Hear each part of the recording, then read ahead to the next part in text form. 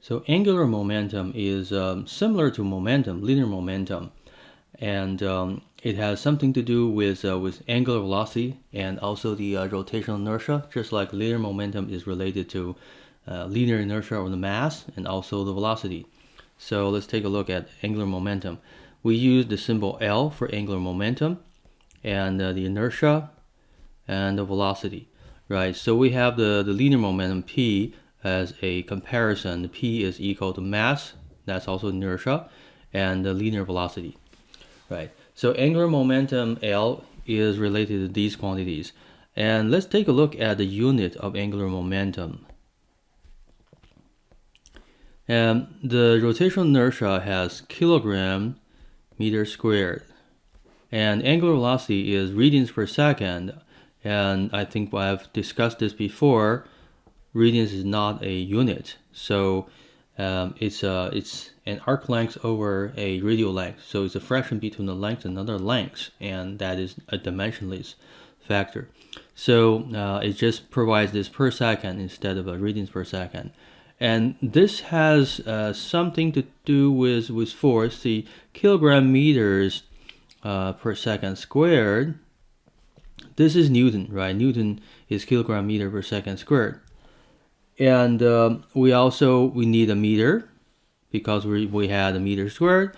We also need to multiply the second here because we had only 1 over second. Now we have this 1 over second squared. So we have to balance that second. Okay, so this is a Newton, and a Newton times a meter is a joule, right? And a joule times second, so this is a unit. It's kind of an interesting unit, joule second. And sometimes it's called action. This is the unit of angular momentum. Although it's not usually mentioned, it's interesting. It needs to be at least discussed once. And okay, so let's discuss the angular momentum. The angular momentum, let's imagine there's an object here that's rotating around this axis. Rotating like that. So this object has a rotational inertia I through that point. Let's just call that O. So inertia with respect to that point of rotation, and the velocity, angular velocity, is rotating. So if you hold out your right hand and try to imagine grabbing that axis and using your 4 fingers to follow the direction of rotation, and your thumb naturally points upward. So this direction is the direction of angular velocity. So that's how it's defined. And since angular momentum is angular velocity times rotational inertia, angular momentum also happens to have the same direction, is this direction. So angular momentum. They're not exactly the same because there's a factor here that makes them different. So let's draw this slightly different in length, not necessarily saying angular momentum is longer, it's just they're different. Okay, so with angular momentum, we have a conservation law. We'll have a different video to discuss how to use the conservation law, but let's just define it. So the angular momentum change, the angular momentum is conserved, or the change is 0 when, external torque net.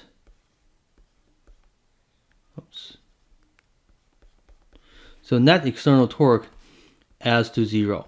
So what this means is the torque internal does not matter. For example, part of the object could be acting a force on another part of the object just to, say, maintain a rigid body shape. So this is a let's put here, this is for rigid body.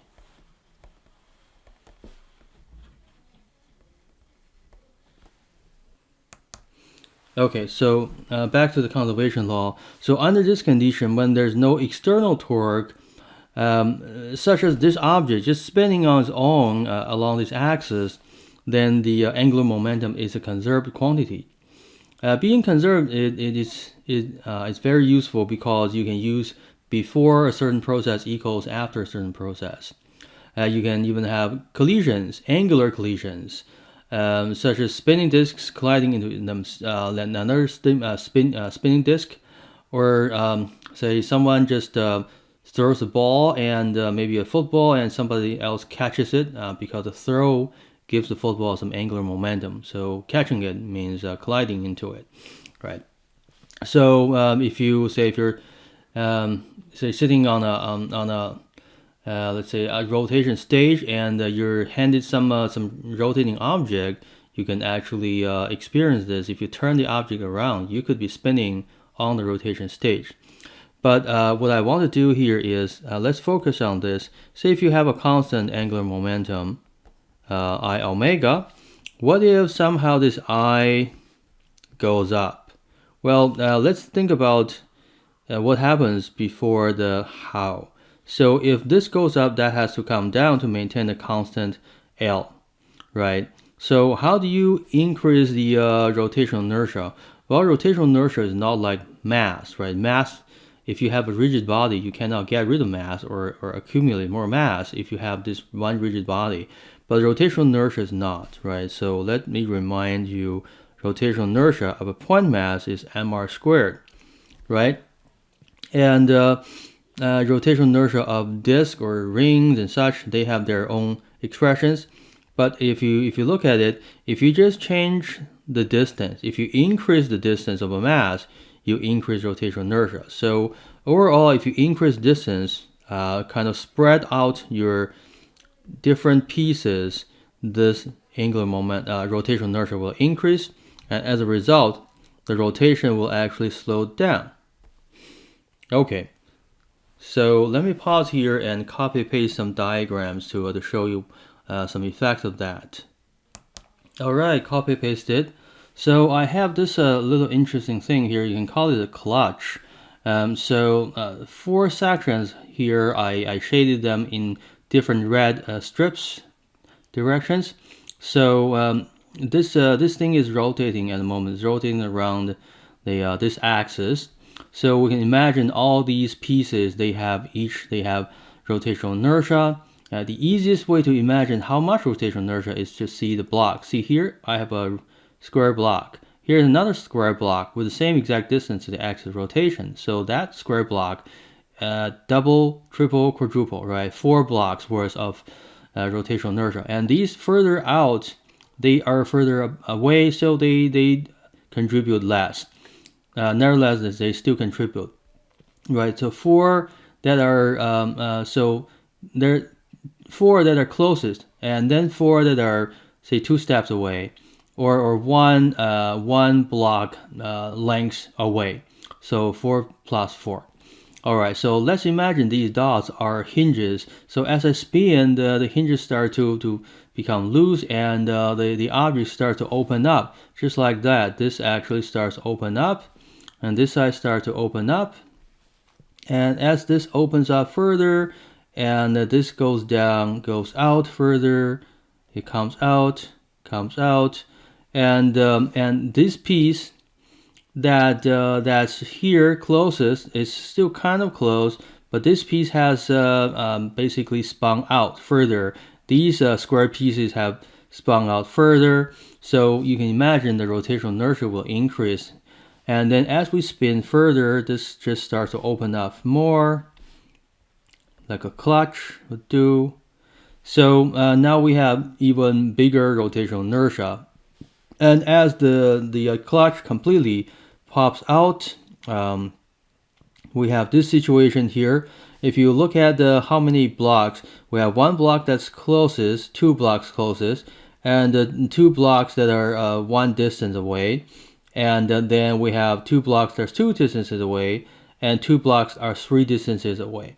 So on an average, this shape has a further away distribution of mass than this original shape, and actually it gradually changes to getting the mass further and further away from the axis of rotation. So if you have a constant angular momentum, then the angular velocity will basically go down, because you have this is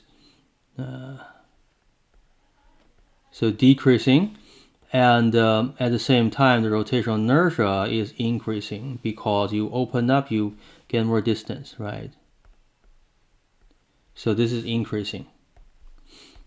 All right. So there are many examples of this. For example, if a figure skater would tuck her limbs in, she would spin faster on the ice, and then when she spreads out her arms and legs, she slows down, basically getting ready to maybe to stop. And so there are many different applications of these as well, and such as centrifuge, right? So this is pretty much all I have about the rigid bodies, rotational inertia, and how that changes the angular momentum. So the next part is, if you're familiar with cross product, or you're required to understand cross product, we'll talk about cross product, how to define an angular momentum for a point mass. So an angular momentum for point mass as a vector is r cross p. So r is where the object is, and p is current momentum. So the cross product produces the angular momentum. So this is for point mass. So let's give an example. So we have an axis, x and y. So here's the origin. So let's imagine for the moment this mass is here, m, and this vector that points from the origin to m is the vector r. And for the moment, let's just simplify the situation and say that's the direction, that's p, just directly to the right. So the r cross p, r actually extends this way, right? So r cross p, use your right hand rule, crossing from r direction to p direction. This way, you find out your right hand thumb points into the board, right? So this is r cross p. The angular momentum is into the board. Okay, so now let's imagine this object just moves. It moves further. So now it's here. Its momentum hasn't changed. So it has a momentum conservation going on. So maybe there's no net force acting on it. And since we have said angular momentum is conserved if there's no net torque, if there's no net force, there couldn't be any net torque, because torque relies on having force and also having lever arms, right? So if the momentum is conserved in this case, we should also expect angular momentum to be conserved. But here's a dilemma. The r keeps increasing, right? Here's our new r. So will angular momentum increase, decrease, change magnitude direction-wise? So at least the direction doesn't change. See, this is r's extension. So r cross p still goes down like that. Your thumb still points into the page. So the direction doesn't change. How about magnitude? All right, so let's see. R cross P's magnitude. Cross product magnitude RP sine theta RP. All right, so we need to find the angle between R and P, which is extension, and P is this angle here, right? I can also mark it here. I like this below here, because if I regroup the terms R sine theta together and P kind of on the outside. So what is r sine theta? That is, well, that's opposite side. So in this right angle triangle, this line I'm drawing is r sine theta. So maybe I should change the color, but I know this program doesn't really like me drawing a different color or another line. Let's see if this blue will stay on top of the black or not. Okay, it stayed. All right, so this is actually r sine theta, rp. All right, so let's move on to the next point. So now r has stretched further, but because of momentum conservation, this object still moves along the same line. So this distance here doesn't seem to change. This distance here. So you have a new angle. Right, you have a new angle, you have a new r, but this is still the r sine theta rp. So that's the same, exactly the same. All right. So what this tells us is if the if the linear momentum is conserved, then angular momentum is also conserved for this point mass. All right. So that this r cross p's magnitude is constant.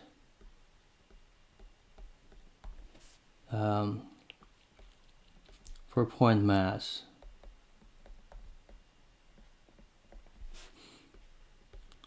With a constant momentum, right?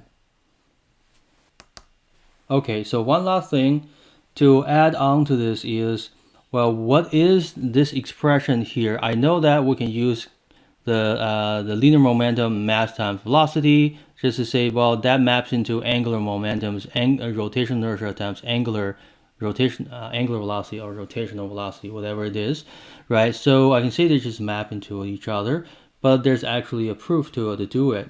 So let's prove it by looking from a top view. So this is an object that's rotating in plane.